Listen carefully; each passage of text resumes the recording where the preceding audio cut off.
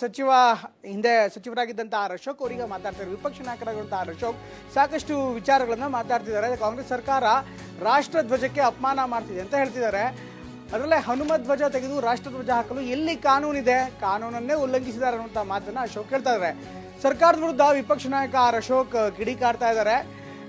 ಯಾವುದು ಕೂಡ ಸರಿಯಾಗಿ ಮಾಡ್ತಾ ಇಲ್ಲ. ಹನುಮತ್ ಧ್ವಜ ತೆಗೆಯಲು ರಾಷ್ಟ್ರ ಧ್ವಜವನ್ನ ಬಳಸ್ಕೊಂಡಿದ್ದಾರೆ. ಈ ಮೂಲಕ ಒಂದು ಅಪರಾಧ ಮಾಡಿದ್ದಾರೆ ಅಂತ ಸರ್ಕಾರದ ವಿರುದ್ಧ ಹರಿಯಾಯ್ತಾ ಇದ್ದಾರೆ. ನಾವೇನ್ ಮಾಡಬೇಕು ಎಂದು ಶಿವಕುಮಾರ್ ಅವರಿಂದ ಕಲಿಬೇಕಿಲ್ಲ ಅನ್ನುವಂಥ ಮಾತನ್ನ ಹೇಳ್ತಿದ್ದಾರೆ. ಹಾಗೆ ಬಾವುಟ ಎಲ್ಲಿ ಹಾರಿಸಬೇಕು ಎಂಬುದು ಕೂಡ ನಮಗೆ ಗೊತ್ತಿದೆ ಅನ್ನುವಂಥ ಮಾತನ್ನ ಅಶೋಕ್ ಹೇಳ್ತಾ ಇದ್ದಾರೆ.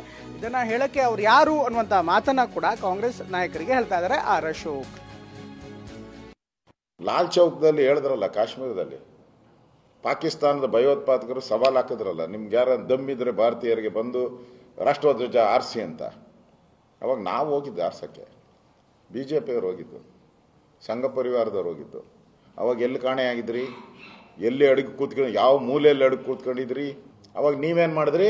ಗೋಲಿಬಾರ್ ಮಾಡಿದ್ರಿ, ಲಾಠಿ ಚಾರ್ಜ್ ಮಾಡಿದ್ರಿ, ಅರೆಸ್ಟ್ ಮಾಡಿ ಜೈಲಿಗೆ ಹಾಕಿದ್ರಿ.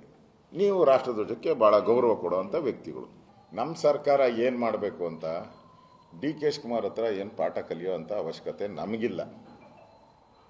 ನಾನು ಹೇಳ್ದಲ್ಲ, ಅವರು ಎಲ್ಲ ಸಂದರ್ಭದಲ್ಲೂ ರಾಷ್ಟ್ರಧ್ವಜಕ್ಕೆ ಎಲ್ಲೇ BJP ನಿಲ್ವಲ್ಲ, ರಾಜ್ಯದಲ್ಲಿರ್ತಕ್ಕಂಥ ಪ್ರತಿಯೊಬ್ಬ ರಾಮಭಕ್ತನು ಕೂಡ ಈ ದುಷ್ಟ ಕಾಂಗ್ರೆಸ್ ಸರ್ಕಾರದ ನಡವಳಿಕೆಯನ್ನು ಗಮನಿಸ್ತಾ ಇದ್ದಾರೆ. ಇವತ್ತು ನಮ್ಮ ರಾಜ್ಯದಲ್ಲಿ, ನಮ್ಮ ದೇಶದಲ್ಲಿ ಇವತ್ತು ಹನುಮತ್ ಧ್ವಜ ಆರಿಸೋದಕ್ಕೂ ಕೂಡ ಕಾಂಗ್ರೆಸ್ ಪಕ್ಷರು ವಿರೋಧ ವ್ಯಕ್ತಪಡಿಸ್ತಾರೆ ಅಂತ ಹೇಳಿದ್ರೆ ಇದು ನಾಚಿಕೆಗೇಡಿನ ಸಂಗತಿ.